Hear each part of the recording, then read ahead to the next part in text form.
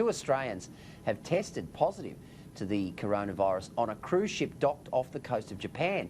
Thousands of passengers and crew are in quarantine after 10 people contracted the potentially deadly virus while on board.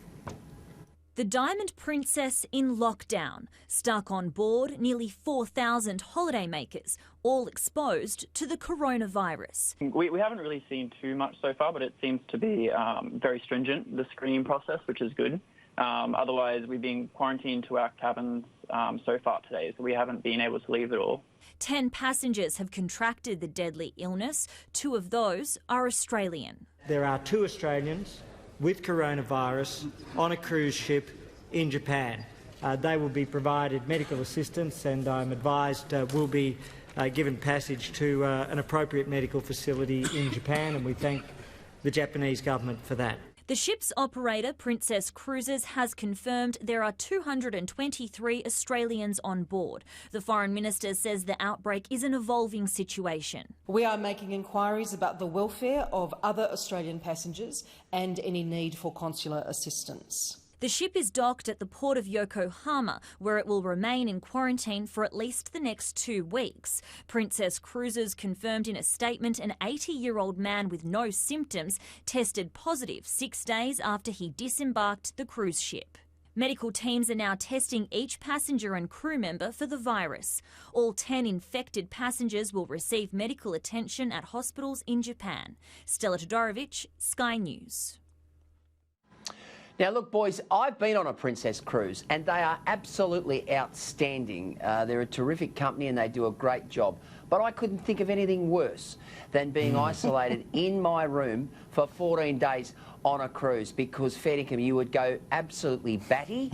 And, my heart goes out to these people. Let's have a look at the front page of The Australian. A good yarn here by Charlie Peel and Angelica Snowden. A luxury cruise liner with 3,700 people aboard has turned into a virtual floating prison, with health officials roaming the empty decks, dressed from head to toe in blue protective clothing, and passengers struggling to cope with food shortages and the prospect of 2 weeks confined to their cabins. Caleb, as I said, we had a wonderful time, our family, on a Princess cruise, but, you know, it's the sort of place that you want to be out and about, doing all the things that go with being on a cruise. Being confined to your cabin, that's no picnic. I couldn't think of anything worse, to be honest. I'd kind of be hoping I had a cabin near the water so I could get out and jump and swim back to shore. It would be absolutely awful. And reading the description and listening to the descriptions of what's going on this boat, it's like some kind of apocalyptic movie.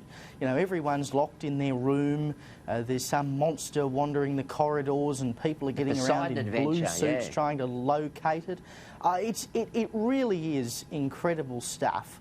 But I feel terribly sorry for everyone on that boat, because not only now are you holed up in your room for 14 days, but there could very well be people on that boat that have not yet been identified as being infected because they've come into contact with people who have been infected and they've not yet presented any symptoms. I mean, at the end of the 14 days, there could well be more people on this boat who've contracted coronavirus. It's, you know, you lock someone with coronavirus in a room with 10 people and 10 people are probably going to get it. It is just the worst possible circumstance you could find yourself in. I feel terribly sorry for them.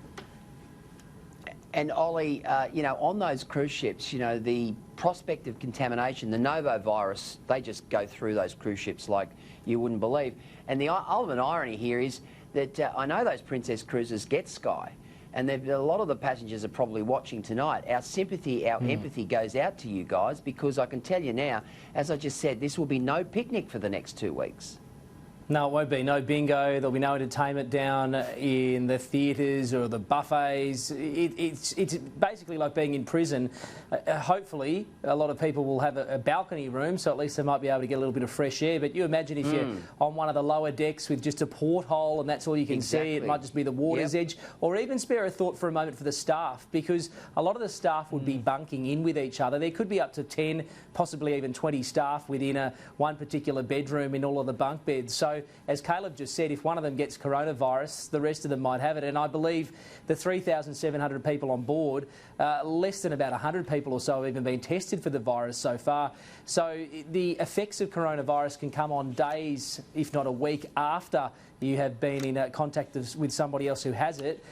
This ship might be docked here at this particular port now for months and months and months. And what's it going to do to anybody else thinking about going on a cruise over the next couple of months or over the next year or so?